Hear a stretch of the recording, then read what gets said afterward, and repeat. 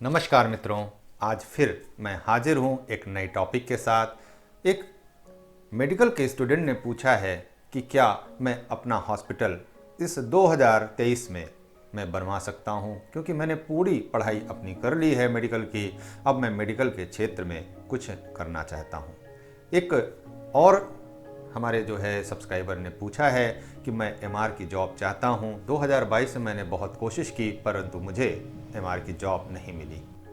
तो क्या इस 2023 में मेरे लिए संभावना बनती है या नहीं? तो इस तरह के कई भी सवाल हैं जो मेडिकल से जुड़े हैं। तो यहाँ पर मैं बिल्कुल क्लियर कर देता हूँ कि मेडिकल से जुड़े हुए आपके जो भी सवाल हैं, चाहे एमआर के लिए हों, मेडिकल रिप्रेजेंटेटिव के लिए, चाहे मेडिकल से जुड़े हुए आपके कोई भी सवाल हों, हॉस्पिटल से जुड़े हुए कोई भी सवाल हों, या आप कोई मेडिसिन का काम करने चाहते हैं, उसके लिए आपने अपनी स्किल ले रखी है और अब आप मेडिसिन के काम के लिए 2023 में कोई नया शुरुआत करना चाहते हैं, या फिर एक्सपोर्ट इंपोर्ट का भी काम अगर आप करना चाहते हैं, तो एक नया विजन क्या वास्तव में आपको देखने को मिलेगा इस 2023 में, या फिर आपको अभी और करना पड़ेगा इंतज़ार।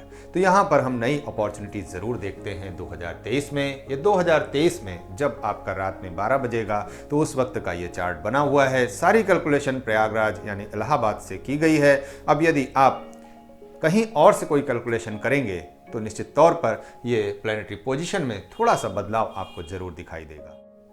अब यदि इस बात का ध्यान दें कि 2023 में मंगल की पोजीशन आपके दूसरे भाव में है। अब यदि देखें तो राहु और नेपच्यून की पोजीशन आपके पहले भाव में राहु और 11वें भाव में आपके नेपच्यून की पोजीशन है, 12वें भाव में आपके गुरु की पोजीशन है। तो जो बेसिक सिद्धांत होता है कि हमारा जो 12वां भाव है वो हमारे हॉस्पिटल का भाव होता है, और जो हमारा प्रथम भाव है वो हमारे अपने जो व्यक्तित्व है और हमारी जो पर्सनालिटी है उसका भाव होता है।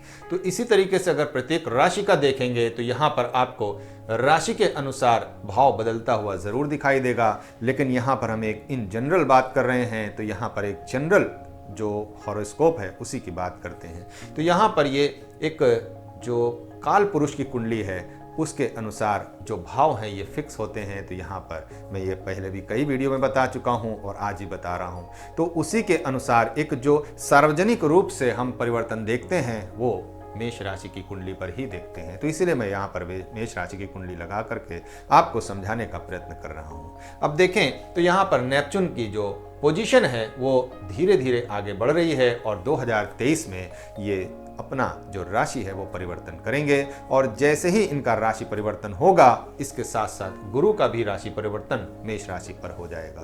तो एक देखें तो यहाँ पर एक गुरु चंडाल योग का निर्माण ये जरूर करेंगे, और नेपच्यून की जो पोजीशन है वो आपके जब 12वें भाव में पहुँचेगी आपके हॉस्पिटल के भाव में, तो यहाँ पर एक स्ट्रॉन्ग जो कॉम्बिनेशन है वो बनता हुआ दिखाई देगा पहले और 12वें भाव का, क्योंकि 12वें भाव के जो पाइसेस साइन है मीन राशि उसका जो स्वामित्व है वो 2 ग्रहों को मिला हुआ है, जिसमें एक गुरु की पोजीशन है और दूसरे की जो बात करें तो वो नेपच्यून है। इन दोनों ग्रहों का जो स्वामित्व है वो 12वें भाव को मिला हुआ है यानी मीन राशि को। तो इस प्रकार से यदि देखें तो मेडिकल के क्षेत्र में काफ़ी नई अपॉर्चुनिटी यहाँ पर आपको ज़रूर देखने को मिलेगी, क्योंकि जब ये गुरु चंडाल योग का निर्माण करेंगे और नेपच्यून अपने ही राशि पर होंगे, और शनि की बात करें तो शनि अपने दूसरे राशि यानी कुंभ राशि में गोचर कर रहे होंगे।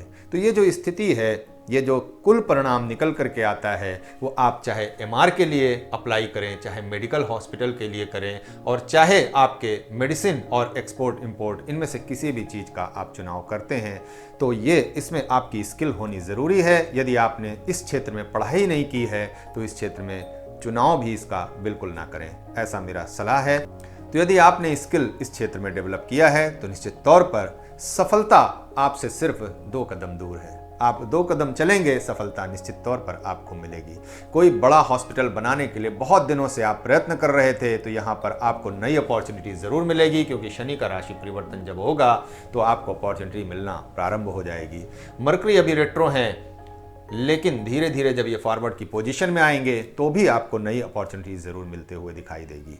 अब यदि आप सरकारी जो गवर्नमेंट है उससे जुड़ा हुआ कोई जो काम करना चाहते हैं, उससे जुड़ा हुआ मेडिकल का जो कोई काम करना चाहते हैं, तो उसके लिए आपकी जो जन्म कुंडली है उसमें सूर्य और चंद्र की पोजीशन का अच्छा होना बहुत ज़्यादा ज़रूरी है। यदि वो किसी भी तरीके से आपको समस्या दे रहे हैं, ऐसे घरों में बैठे हुए हैं जहां आपको ऑब्स्टेकल ही ऑब्स्टेकल देखने को मिलेगा, तो मेरी सलाह है कि आप अपनी कुंडली का विश्लेषण कराएं और विश्लेषण के बाद यदि आप देखते हैं कि आपकी जन्म कुंडली में वास्तव में सूर्य और चंद्र की पोजीशन इस लायक नहीं है, तो मैं कहूँगा कि सरकारी डिपार्टमेंट से जुड़ा हुआ काम आप मेडिकल लाइन में ना करके आप अपना खुद का काम करें, आप अपना प्राइवेट काम करें, तो उसमें आपको सफलता ज़रूर देखने को मिलेगी। यदि आप किसी भी जिद पर अड़े रहेंगे कि नहीं मुझे इसी प्रकार से और इसी तरह से काम करना है, आपकी कुंडली कुछ भी कहे, तो यहाँ पर आपको समस्याओं का सामना ज़रूरत से ज़्यादा करना पड़ेगा। आपकी कुंडली जिस ओर इशारा करे, यदि आप उसी काम को करें और उसी तरीके से करें, तो आपके लिए ये बहुत ज़्यादा महत्वपूर्ण हो जाता है कि आप दिन दूनी और रात चौगनी तरक्की करें। यदि आप तरक्की चाहते हैं तो अपनी कुंडली के अनुसार चलें। आपका भाग्य और आपकी डेस्टिनी कहाँ है, इसे जानें और उसके अनुसार आप आगे बढ़ें। आपके अनेक सवाल हो सकते हैं, अपने सवालों को लिखते रहिए और हमसे वीडियो लेते रहिए। मिलते हैं अगले वीडियो में। आज की वीडियो यहीं समाप्त करते हैं। नमस्कार।